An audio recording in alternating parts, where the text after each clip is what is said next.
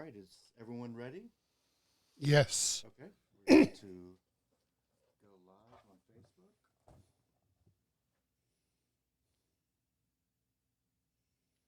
right, and we are going to start recording in 5, 4, 3. Welcome to the Awakened Collective, where we explore the topics of love, spiritual consciousness, and our divine purpose on this planet. Join us as we uncover the truth that our thoughts shape our reality.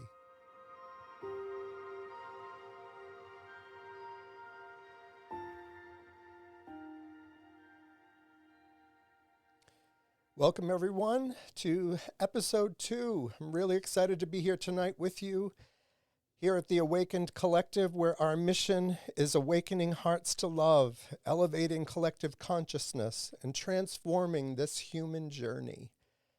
You are loved. And if you didn't get a chance to listen to the first podcast, check it out. But you are loved. You are the divine extension of your Creator here on this planet. And if at any point in time you want to reach out with just a comment or a question, you can always reach out to me at Rick Gregory at theawakenedcollective.org, and I will certainly respond. So thanks for being here tonight.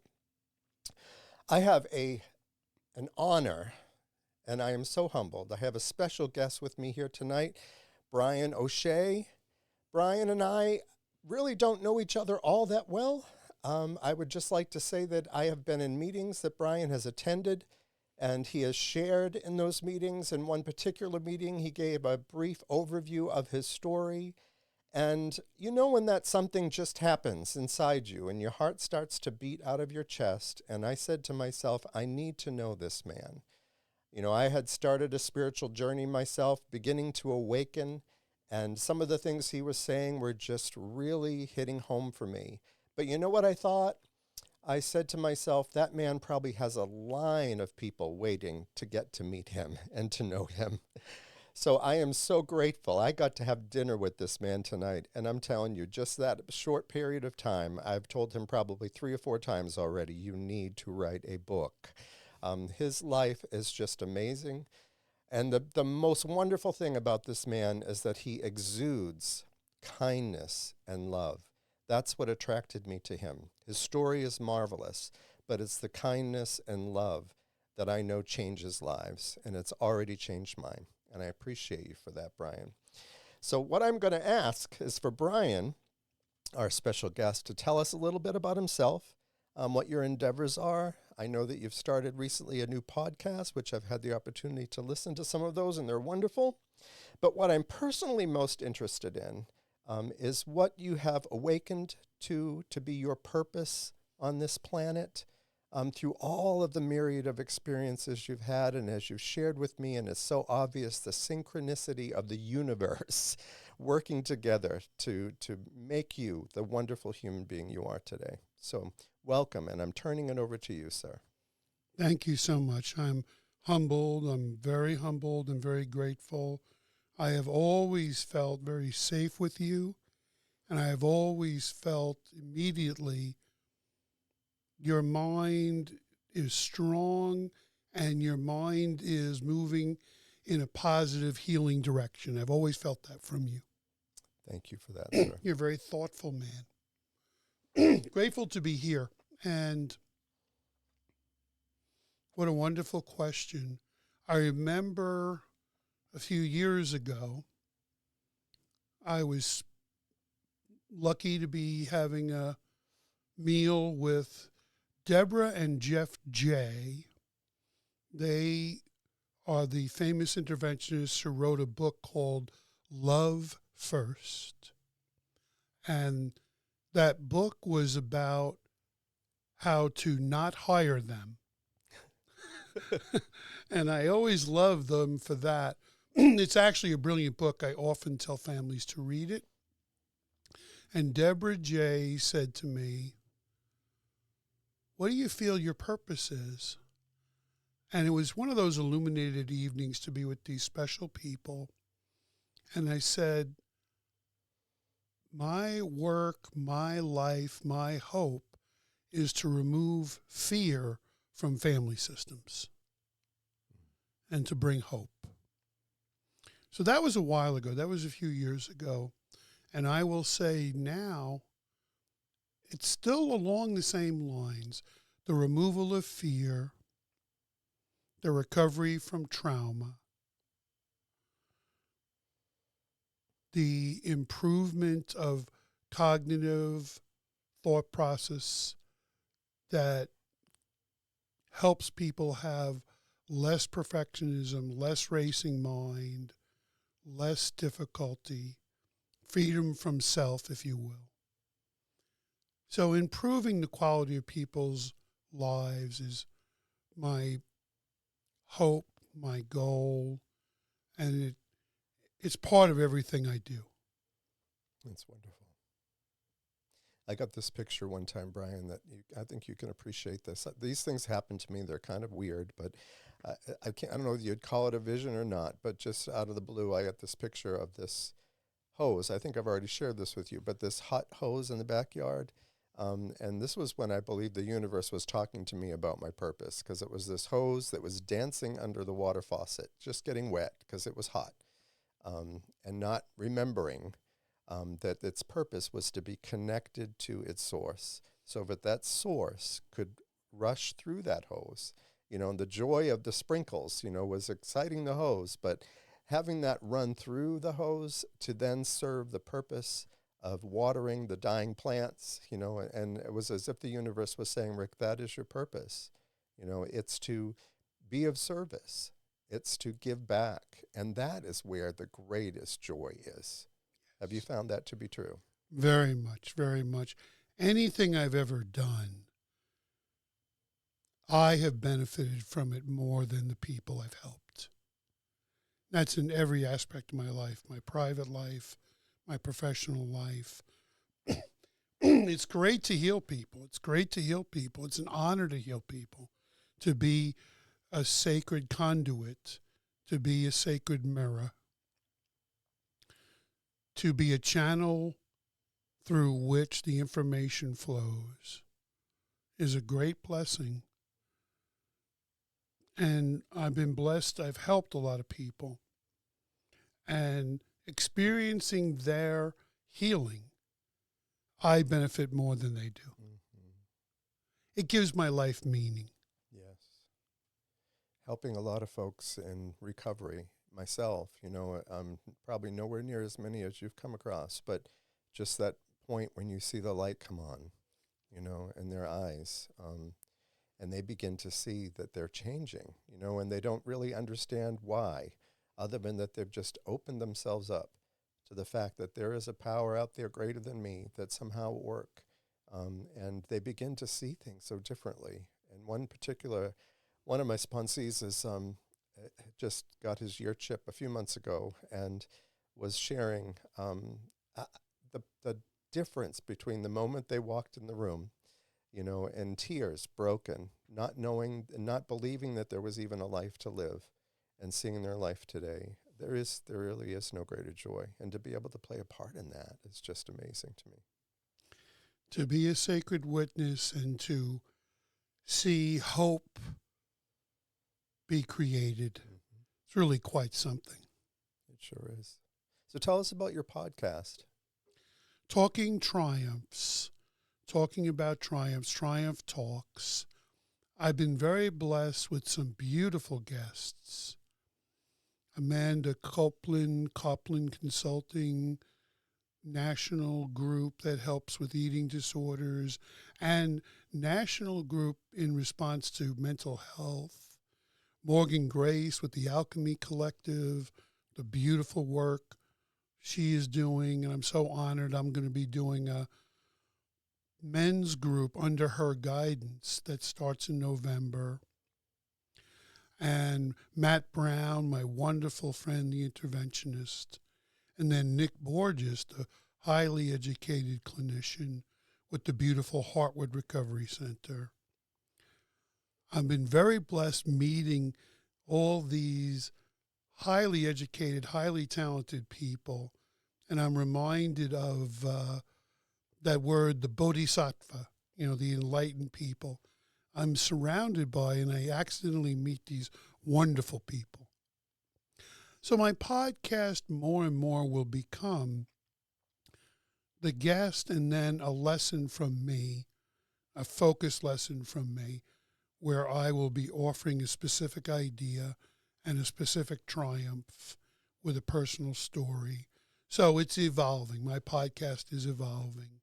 I'm so grateful for this podcast team, Daniel and his team. I'm so grateful. Thank you, Daniel. They've taught us so much. They've taught me so much. And it's such high quality. I know my friend Matt Brown is hoping to hire Daniel. So the podcast is about triumphs. It's about the truth that there has been pain and there can be triumphs. And to find the courage to keep going is the thing. And my Zen friends, because I practice Zen at BB Wolf Studio, my Zen friends have a beautiful way at the end of the set. They do an invocation, a beautiful invocation, and the last thing they say is, stay. That idea of staying on the mat, staying in the present, staying in your breath, stay. And that I find very helpful for people that I'm helping. Stay. Give yourself another breath. Give yourself another chance. Give yourself blessings. Give yourself self-forgiveness. Give yourself grace. Yeah. Stay. I love that. Why do you think we have such a hard time staying in the moment?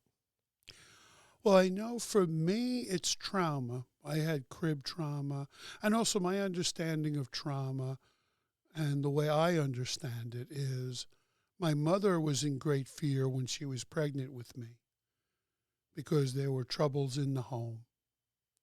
So it's my theory, my belief, that when I was prenatal, when I was in the womb, there was fear in me as a preborn child.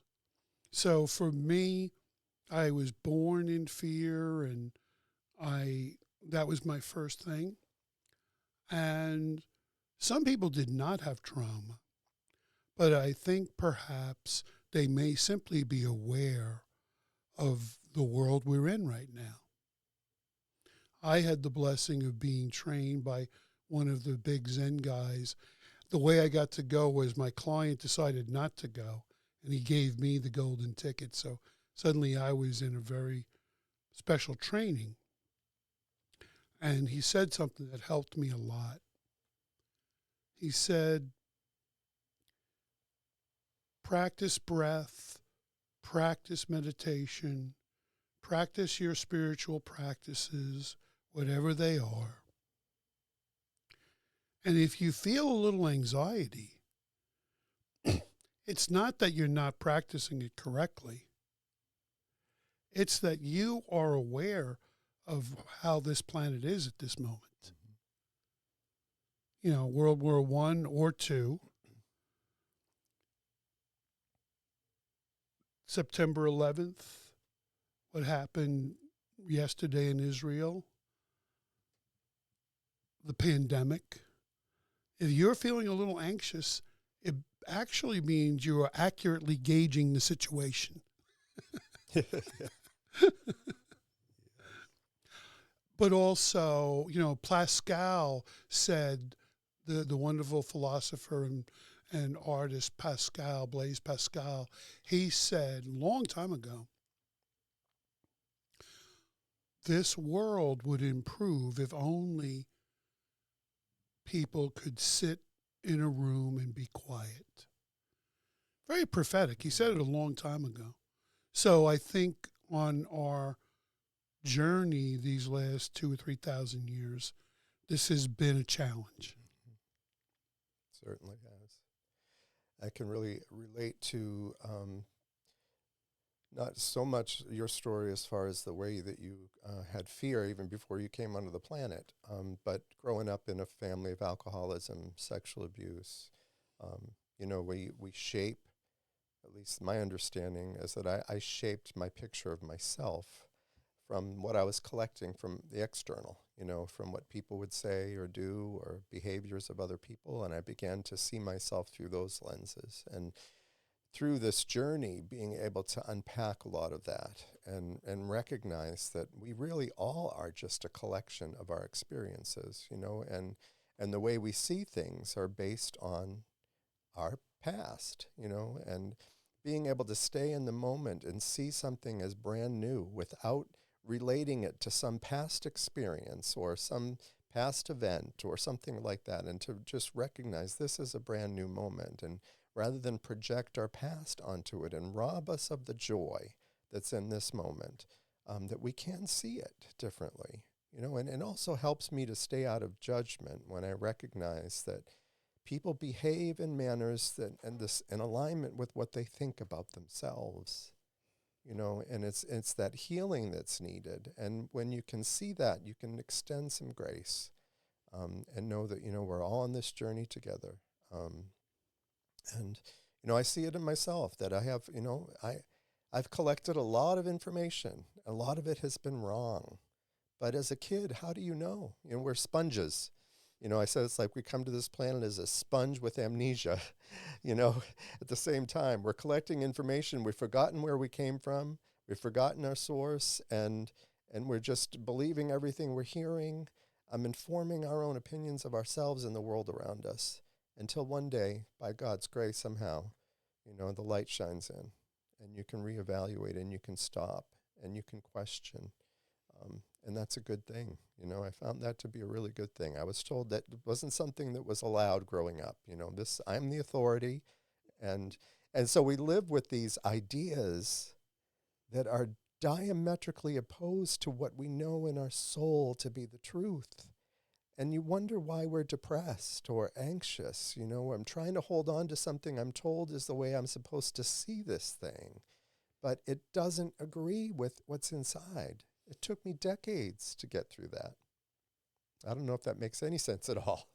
Oh, it makes perfect sense. The avalanche of the ancestors and the fearful decisions that were made to survive migrations and depressions and life, and the interior voice of harsh self-judgment that's passed down through generations.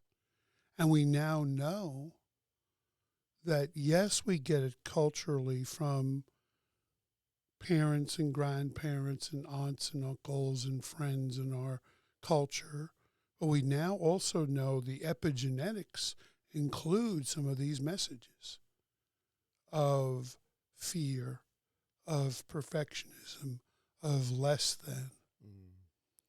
So it's absolutely pain travels through families until someone has the courage to feel it, process it, and change it in an alchemy kind of way. And then they are the generation breaker. Then the generations beneath them can be different. That's beautiful. And so true. I was reading recently where someone was driving behind a vehicle where they had just taken, like, say, a whole McDonald's bag of food and just threw it out the window. And, the thoughts that come when you see someone do something like that, how idiotic, and, all kinds of things that you think. And this individual was saying, but do you understand the family perhaps that they grew into, the examples that they have seen? And unless you know what they have experienced in their life, and not just in their life, but as you've stated, generationally, it has gone on. That kind of thinking and those experiences have gone on for generations. It just helps you to see a little differently. We have compassion. We don't know what that person's going through. We don't know how they've arrived here today. Mm-hmm. That is true. and I mentioned it already, but just believing, and some of the things that I'm learning now, I would probably be viewed by my old days church friends as a heretic, for sure. But just understanding that, I spent decades believing that I was born into sin, as I shared with you at dinner, that I was evil, and that was just my condition, and that I could receive God's love, but it was based on behavior, that whole mentality. That's what I grew up with. I grew up with the works mentality. As long as I was doing the right thing, God was on my side. When I failed, it was just my obvious nature at work that, I was evil. And understanding today that we come into this planet innocent. We are innocent. And we have never been disconnected from our source. How could we be? And yet that was mind-blowing to me when that finally dawned on this Marblehead. We have never been disconnected from our Creator. And I think I shared in my first episode, it's like if I was a painter and I painted you this beautiful painting, Brian, even though I gave it to you, it would never be separate from me because it came from me. Beautiful. And we came from our Creator, from God. And, I know that it's been said that the most difficult time people have of reaching God is the concept God or the word God. So can you talk a little bit about what that means to you, like how we assign meaning to words and how that creates blocks for us to being able to see things clearly or see things as they really are? Absolutely, absolutely. And to respond a little bit with we were created in goodness. John Claypool, the great theologian, played a large role in my life. And his benediction that I love so much has in it, we were born in the goodness of God, we were born. And I love that was the first part of his benediction. In the goodness of God, we were born. So when we think about the words, it's very powerful, the words. And as I was talking to you earlier, part of my studies are the Celtic studies. The Celtic studies are 7,000 years old. And part of the Celtic studies they talk about 7,000 years ago when God was a woman. And the Celtic offer that, and they feel that. And they're very connected to nature and the trees and the streams and the sun and the moon. And I'm very blessed being a Bronx kid and a New York City area kid and a Los Angeles kid. I'm very blessed with a lot of Jewish community. I'm very blessed, very grateful. And as you know, there's a large part of that community, and it's G symbol D. They don't say the word God. They don't print the word God. It's so holy, there's no word for it. And I've always found that wonderful. It reminds me of Carl Jung with the old Stoic quote from Erasmus, the advocat con advocatus, called or not called, the divine mystery will be. The divine mystery. And words, in our relationship to words, they have a lot to do with what was happening when we heard them in our lives. And words, I can remember as a very young person reading in a book that was in the rack in the church, if you perform this service for 1 year on every first Friday, you will get 300 years off in purgatory. And I remember reading that. And I said to myself, that's pretty powerful. The relationship to words and our ability to connect, so much of what I do is allowing people to be open to the possibility of being open to the possibility of being open to the possibility that there is something that you could connect to and that you're worthy to connect. And it's okay to reach out and try to connect. And I love the different phrases and the different ideas. Spirit of the universe, intelligent mind. I love all the different ideas. I think that saved me when I came into the AA program, because when I first came in, I had some major chips on my shoulder. And I had pastored a church for a number of years, and I was in the process of unlearning a lot of things that just were not true, going back to those things that I held on to that were diametrically opposed to the truth that was in me. And coming in there and finding out that I could find a God of my own understanding. To me, that fell in line with the whole heretic thing. I would have said that was blasphemy years ago. And yet, and I've had sponsees do this, where you write down, what would this God, call it whatever you want, but what would this entity look like, or this frequency, or whatever you want to call it? What would it look like? And everything that's written down is, kind, gracious, loving, forgiving, non-judgmental. I mean, you see it over and over again. And where is that coming from? It's coming from in here. And where does this being exist, the kingdom of God in me? It's coming from within me. And yet we deny ourselves that truth and listen to all this other stuff. It really does take opening up your mind to believe there's a different way of seeing things if you'll allow yourself to do that. It has everything to do with deciding, I am going to focus on this. I am going to focus on that. There's a beautiful old Zen story. The two monks are traveling through the woods, the older monk and the younger monk. Excuse me, the older monk and the younger monk. And they come to a small river, and the older monk is looking up at the stars and how the stars are interacting with the tree, and how the moon is interacting with the tree and the water and the stream. And the younger monk is only looking at the rocks and the mud and the difficulty of the crossing.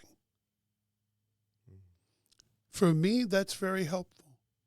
It's up to me. What will I focus on? I'm at the exact same place right here at this moment. Will I focus on the stars and the possibilities, or will I focus on the difficulties? It's up to me. And with my thoughts, I create my reality. There you go. Yeah. And that's our free will right there. That's our choice. I didn't know that I could choose my thoughts. There's billions of them going around out there. I didn't know that I had any part in that I can actually choose what I think is amazing. We talked about it last night at a group, that I could have an experience today. Someone could say something or do something that just totally ticks me off. And yet a person right next to me could have the exact same experience and see it totally different. So that tells me that it's an illusion.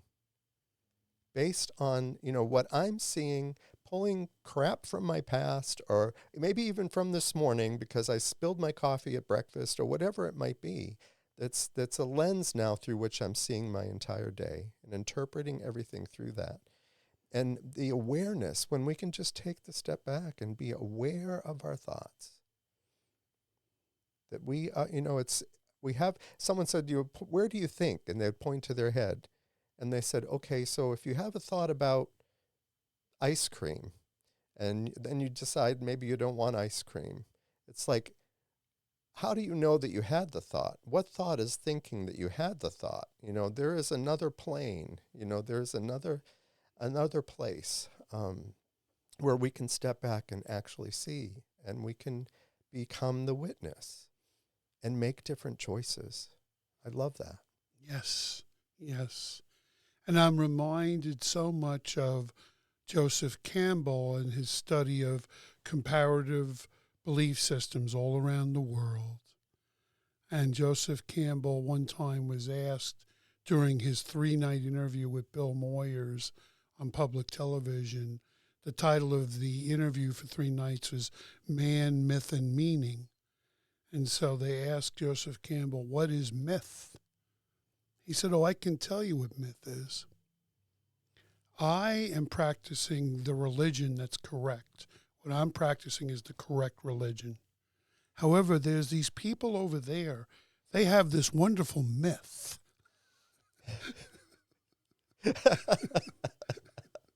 Yeah. And that's comparative world studies right there. That's the whole thing.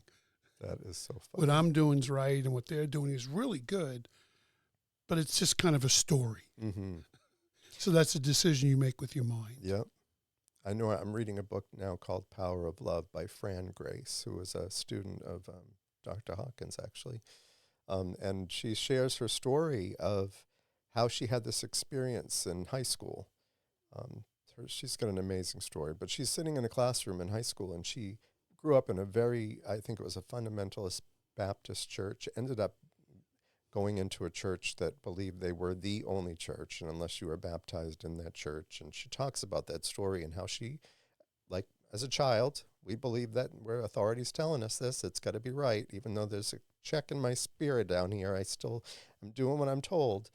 And she, she has this experience of this light. She said, I'm in class thinking about my tests that I had to take and boyfriend things, and all of a sudden I was just enveloped in the brightest light I had never experienced. And she said it didn't even cast a shadow, and it didn't last that long, but I felt the most amazing love in that moment. And I didn't want to tell anybody about it. And it was some time before her mother noticed that she just was acting differently. And so she explained what happened to her mom. And her mom said, that's it, we're taking you to see the pastor. And brought her into the church. And she, in innocence, shared her story, this wonderful experience, and was told by those in authority it was of the devil. Oh, yeah. And then carrying that around, and having to work through that. But it certainly has worked together for her good, to say the least, because she is helping so many people today. But it just made me think of that when you talked about that's the myth. Yeah. And our suffering is part of our journey that often helps us so much. And it's fascinating when we look at, in a non-judgmental way, some people need a specific type of religious practice that looks like this. Some people need a specific type of religious practice that looks like that. Some people need a spirituality that looks or sounds like this. Some people need a spirituality that looks or sounds like that. And so for me, it's so helpful. Let everybody find what they need. And I am respectful and wish them well. Yes. With everything they're doing, whatever you're doing. I can remember I was so lucky. My grandfather was in the very, very early days of AA. And I can remember a couple of his pals, when someone would come in and they were doing a little better, they would say, well, what are you doing? And he'd say, well, I'm doing this, I'm doing this. They were open to it. If it was working for that guy, they said, okay, maybe we'll do a little bit of that. Whatever it was. I'm walking a labyrinth, or I'm doing a devotional, or whatever it was. They were open to, because it was the early days in many ways for them of how they were evolving. So they were open to, if that's working for you, good, and maybe I'll try some of that. Mm. Yeah. It really is just allowing people to be themselves. Oh, yeah. Yeah. And I've seen, I'm sure you have too, people have asked, I've read things, little clips on Facebook, what's one thing that you would change if you could change something about your past? And I had to really think about that, because there might have been a time, certainly, I lost at 2010 the love of my life to an accidental overdose. I've had cancer, I had a house fire, I've all these things. But today, where I'm at today, I can't say that I would change anything. I certainly don't want to repeat it. That's right. That's right. You know, but I see how everything, that synchronicity again, how everything has worked together for my good. Oh, yeah, the journey's the journey, absolutely. And my immediate thought when you offered that question, I would like to have been kinder. You know, like, what would I like to change? I wish I had been kinder, or I wish I had been more awakened earlier. Yes, I would agree with you on that one. I was thinking more of events that I would have changed, but certainly I would have liked to have known then what I know today, Yes. and maybe a little more. Yes. Yeah, I said recently with my Zen group, I said we were in informal community, and I said I am very pleasantly surprised at how well this whole thing has turned out for me. And all those moving parts, Brian. Man, your story is amazing. And I only heard a piece of it.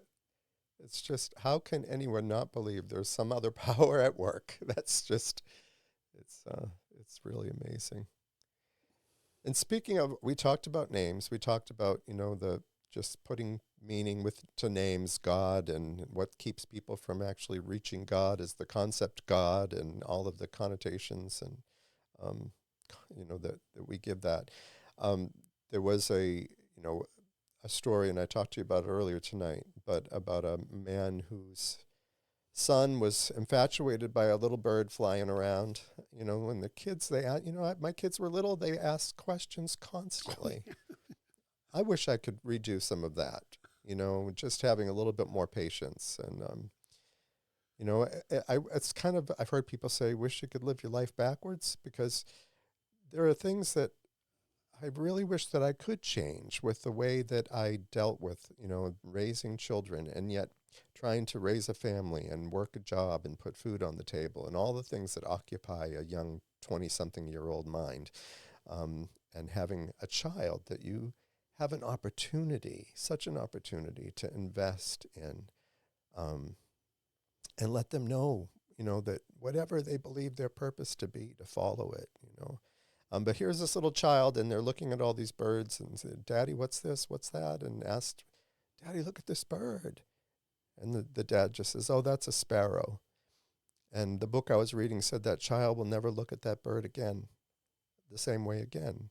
And then the quote that I mentioned from Krishnamurti, the day you teach the child the name of the bird, the child will never see that bird again. Yes. I was wondering what you thought about that. It's one of Krishnamurti's most important concepts for me. He wrote an entire book entitled On Relationship. And it talks about, am I the seer? Am I the witness? Who is thinking the thoughts? Who is the thought? And on relationship to the thought, on relationship to this couch, on relationship to this moment. And it's one of his most interesting books because it helps in a very straightforward way, helps me look at relationship in my point of view is a decision that I make. And I can be, if I'm open to it, more skillful and more thoughtful about it in a way that allows myself to be more open to the many different possibilities and points of view of the concept I'm looking at, the physical thing I'm looking at, the event I'm in the middle of. Krishnamurti, his book On Relationship, it's the one book of his that I reread many, many times. And it is, in many ways, one of those daily practices for me to remember to move back into having a more open-minded approach to most of what I will experience today. On Relationship by Krishnamurti. A wonderful book. It's all about your relationship to your mind, your thoughts, and your reality. Have you ever done any or know anything about mirror work? Oh, certainly. Can you talk about that a little bit? Well, I'm not very skilled in it, but I had a brilliant therapist in New York City that did some work with that with me, and it was very helpful for me. It was very freeing for me.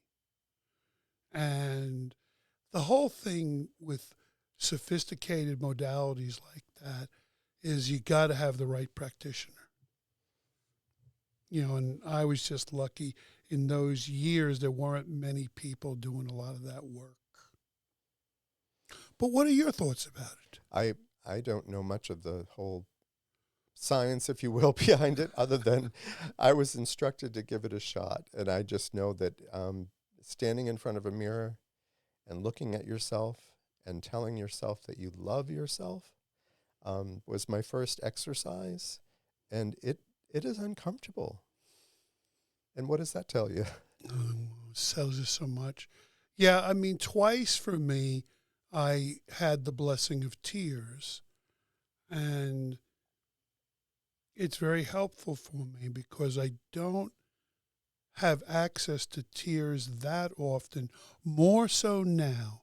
I've been blessed to have gone through a lot of good therapeutic modalities in the last 5 years. So more so now I have access to the blessing of tears. But I can remember the mirror work being profound in that 2 different exercises with the mirror work, I had the blessing of tears. And therapeutically, I have been taught and I practice, there are certain pieces of music and there are certain movies and there are certain places that help me open that up. And it's certainly part of grief work, structured grief work, is to go someplace to have a good cry. And sometimes it's long overdue. Yeah. I had someone I was sharing with last night tell me that they had actually just come from a meeting. And oftentimes, when you're in a meeting environment with a lot of different people that perhaps you go to on a regular basis with a lot of the same people, there are some that you have a little difficulty listening to. And this individual was just saying that what he was this is what I mean about eyes opening. He was recognizing that what he saw in someone else was actually how he saw himself. And I mean, that goes, and I was thinking of the mirror, that, we are really mirrors of one another. You said some wonderful things to me in a text earlier today, and I said, well, it's like you're looking in a mirror, because what we see in others, we see in ourselves. Would you agree with that? Oh, very much so. And we're blessed when we have these sacred mirrors in our lives. And we're blessed when we are able to realize that in real time. I'm often, a day later, I look back and say that was special. Me too. And, as a trauma recovery person, there's a joke among some of our trauma groups. Sometimes when someone sincere says, well, how are you? And it's whatever it is, it's 6:15 on Wednesday night when they're asking me. And I say, tomorrow at 7:15, I'm going to call you because I'll be able to look back at now, 6:15 today, a day later, and I'll be able to tell you how I was feeling now. Mm-hmm. Right now, I'm not entirely sure, but tomorrow, when I'm able to look back on it at a distance, I'll have a complete, accurate description of how I'm doing. There really is something about hindsight, for sure. And distance from the moment for us trauma people. Mm-hmm. And I've said that before, that, if I could just behave that way in the moment, or see it that way in the moment, there's always some amount of delay for me too. something certain to think about. I wanted to, I'm going to actually, this is something I still wanted to share.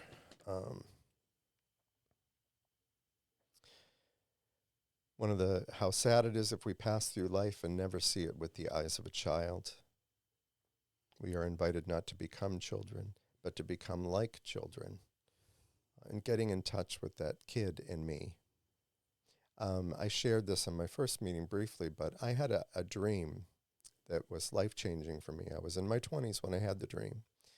And we were at my grandparents' house, and we were cleaning up their house because they had passed away in this dream. They were still alive in real life at the time, and I was helping my mom and my father pick up things around their house and put it in boxes, and I went to go into the kitchen, and they have a basement door. This was in Massachusetts, where they all have basements. And I opened the door, and there was a boy standing at the top step, absolutely filthy, tear-stained face, probably about 7 or 8 years old, crying. And I was so overwhelmed with love and compassion for this kid. And I'm like, my goodness, how did you get here? And he just looked at me and he said, I got lost, and I've been knocking, but no one's been opening the door. And I just remember wrapping my arms around that kid in tears, hugging him. We fell to the floor, and I'm like, you are loved, you are safe, you are safe. And he turned and looked me right in the face, and it was me. You know, it was like I was my second grade picture of that I remember having taken in second grade. But getting in touch with yourself and loving yourself, I don't think there's anything more wonderful, because how can we love another if we do not love ourselves? Oh, yes, absolutely.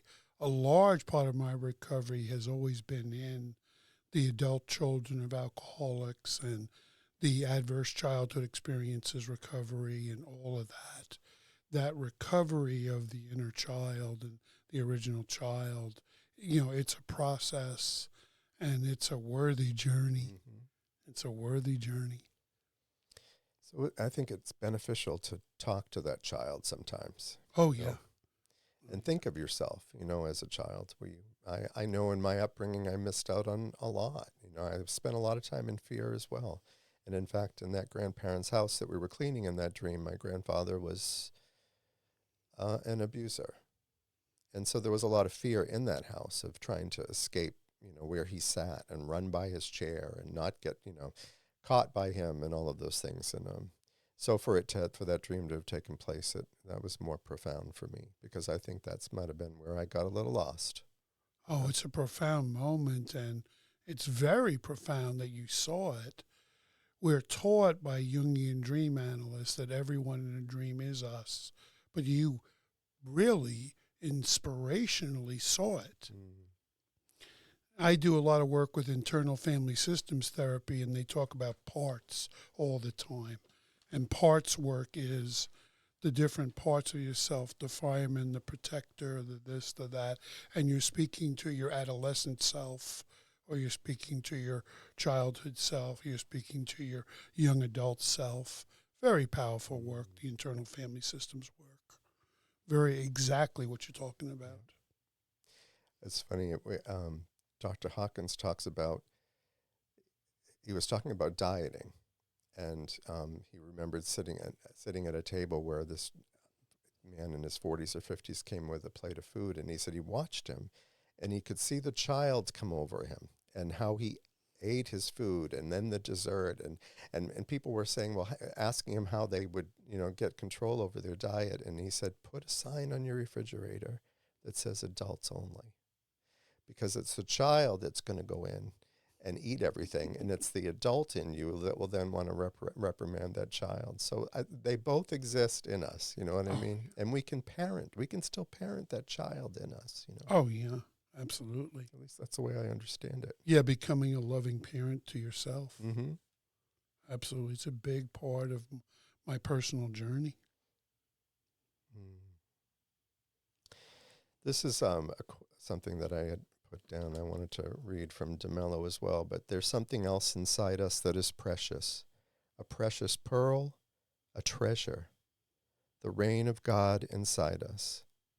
If we would only discover that, the great tragedy of life lies not in how much we suffer, but in how much we miss. Human beings are born asleep, live asleep, and die asleep. Maybe we're not born asleep, we're born awake, but as the brain develops, we fall asleep. We have our children asleep, we raise children asleep, handle big business deals asleep, enter government office asleep, and die asleep. We never wake up.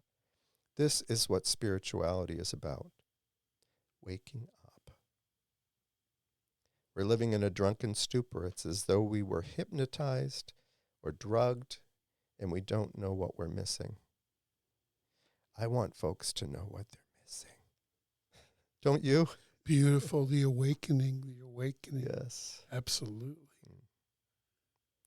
Do you have anything else you'd like to share with us, Brian? And I didn't know if you brought anything with you you wanted to share. Well, how are we doing time-wise? We're at 50 minutes. We have time. 50. Oh, okay, great. Actually, yeah, let me pull this poem out about connecting with your child. Awesome. Let me do that. This poet is an amazing person, Frank LaRue Owens. Frank LaRue Owens' paternal line are theologians and theology professors and English professors, and his maternal line are all cowboys. And from the age of 11 on, all summer with the Cowboys in Arizona, and his life was great education as I think English professor, I think, was one of the goals. And he, at one point, finishes a great achievement in education, and he had been planning for many years to go spend some time with the hidden poets in the ecological forests, the forest bathing forests in Japan. And he went and lived with them for a long time. And it was the eco poets, the lost land poets. And it's this beautiful mixture of theologians and English professors and cowboys, and then living with the Japanese poets for years. And it's that wonderful place where in Japan your doctor can give you a prescription to go walk around in the forest for a few weeks, forest bathing, because that's what actually heals you, being in the deep forests. And fascinating, from those forests, the chips that fall off the bark naturally, that fall off the trees naturally, a whole industry of healing came up. They would take the chips and they would put them in atomizers, room humidifiers in cancer hospitals all over the world. And those essential oils from those ancient forests, very healing for the patients. And also they would put it in the lounge of the nurses and the lounge of the doctors from that exact forest. So this is Frank LaRue Owens, The Bouquet of the Last Direction. When the soul becomes unburdened, it's like a new saddle on a fresh horse. Suddenly the trail feels right again, and the strong horizon line in front of you as you turn becomes its own form of soothing medicine. Something of the sting and burn of the old poisons may linger, but you're having crossed over from the shadowlands into new open territory. You can pick up the scent of blooming flowers within you. You start to notice all the things you hadn't been because you've been so bound up with all the echoes of losses and hauntings and regrets. You know you're ready when the ghosts start chanting from the edge of your consciousness, "Traveler, good traveler, your crying for a vision time is over. Time now to re-inhabit the human world." Then the simplest of 10,000 things start to reach out to you to welcome you home again. the morning star, the gentle dawn, the blue sky with its utter completeness, the serrated clouds coming over the rising pine-covered hills.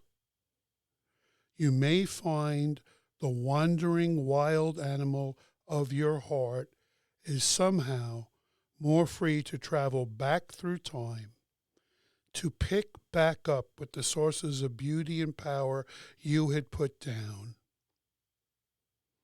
And maybe, just maybe, you'll see yourself now through your childhood eyes.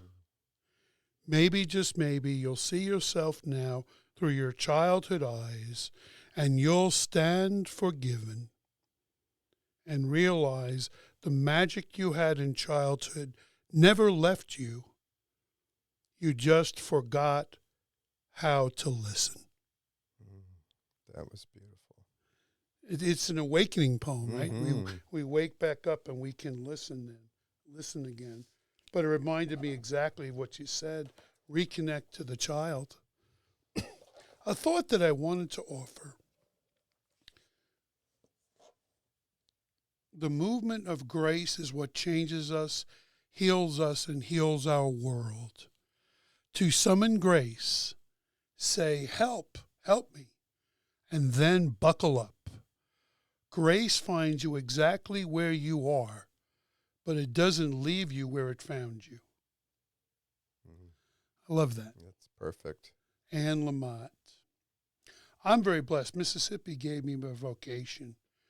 And Frederick Buechner, the wonderful theologian, I studied a lot at the Laity Lodge. Your vocation in life is where your greatest joy meets the world's greatest need. I love that. Your vocation in life is where your greatest joy meets the world's greatest need. Jung said, if you want to be wise, be eternally curious, reclaiming your childlike status. There is a place of silence where whispers of the heart arise, and every breath carves in your soul. I like that idea. One of the oldest spiritual phrases that I'm aware of, and I tried to do some research, the Gayatri. May we together understand the light which is in the sun. That light illuminates our mind. This light represents reality. And along your ideas of thoughts, follow effective action with quiet reflection. With powerful thoughts, return to quiet reflection. With powerful thoughts and quiet reflection will come even more effective action. Love it. Those are beautiful. Thank you so much.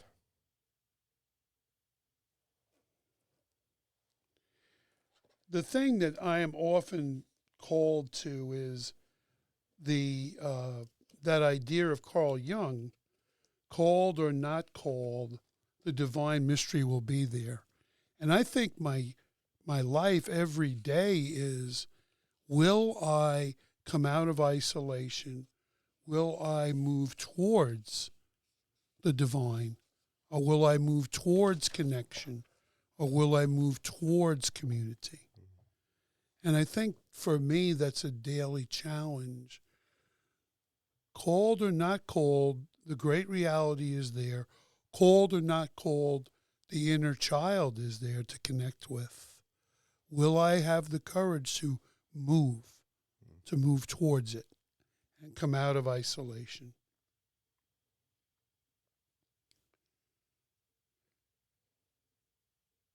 Letting go gives us freedom, and freedom is the only condition for happiness.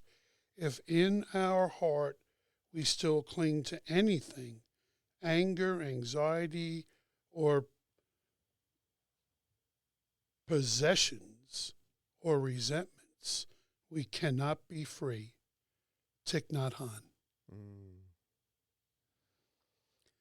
And then more from my trying to achieve good thinking, as you so beautifully have brought this evening. Appreciating the best oneness in life today. Help me watch and listen to my body, my feelings, my mental formations, my perceptions, and my consciousness. Don't dwell too much on the past. Don't dwell too much on the future.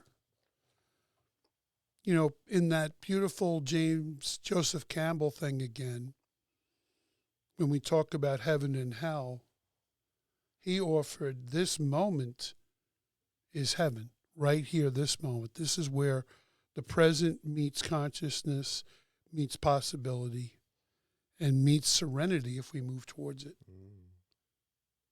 It's a decision we make with our mind. Yes. Yep. And this present moment is where the divine and us intersect. You know, it's like, Exactly. Exactly. love that. I'm interested in your book, your mindfulness book. Okay. I hadn't even mentioned that on my first podcast, but I do have actually a couple of books that are available on Amazon. The first one is that it's called The Awakened Collective 30-Day Mindfulness Challenge. And it's especially good for those who may not be used to mindfulness at all. I certainly wasn't for a long time. It's 30 days of it gives you, there are some beautiful quotes, personal stories, some things to contemplate, and then there's some prompts to do some writing. But I would really encourage folks to get a copy of that. And so again, that's the Awakened Collective 30-Day Mindfulness Challenge. It is on Amazon. And the story I shared earlier about the hose, my hose vision and finding purpose, that ended up becoming a children's book for me. So I have a children's book out there called Harry the Hose Remembers His Purpose. And I don't think we need to let our kids know that their purpose is real from the day they step foot on this planet. I think we've known about it all along. And we've forgotten, as Brian has so wonderfully shared, and then we wake up to it again one day, hopefully. And our desire for everyone, both watching and listening to this podcast, is to welcome you home. Come home. Wake up. Return. Any questions or comments can be directed again to Rick Gregory at theawakenedcollective.org. Was there something else you wanted to share, Brian? Yeah, there was one other thing I forgot to mention. With my dear friend Morgan Grace, with the Alchemy Collective in Austin, there's a Stronger Together men's virtual group that will start in November. Every Tuesday, a virtual Zoom group starting at 5:30 for an hour and a half. And the Alchemy Collective is the host. I will be leading the group, a men's collective group looking at life, meaning, anxiety reduction, recovery from life. Life presents. Life presents, as James Hollis says. So that men's virtual group every Tuesday starting November 7th, call 512-730-9495 for the Stronger Together men's virtual group under the Alchemy Collective Morgan Grace of Austin. Could you give that number one more time? 512-730-9495 for the men's virtual group begins November 7th, every Tuesday, 5:30 to 6:45 p.m. Call to sign up, and you can come twice a month or 4 times a month. You don't have to come all 4 times. You can. That's a drop-in system. We allow you to come when the schedule allows. So the men's virtual group with the Morgan Grace Alchemy Collective, 512-730-9495. And I'm very, very honored to do this. This came from A lot of people I used to help when I lived in Driftwood, Texas, and Austin, Texas, they kept asking for a Brian O'Shea group. So I love it. I'm very humbled and very grateful and looking forward. That's awesome, Brian. Well, y'all, I think you know why I love this guy. Thank you for gracing us with your presence tonight and your wisdom. Your love and kindness overflows. I'm deeply honored, friend. I'd love to have you come back. I'm deeply honored. Thank you so much. Thank you, Brian. I'm humbled and honored. Thank you, everyone. What fun.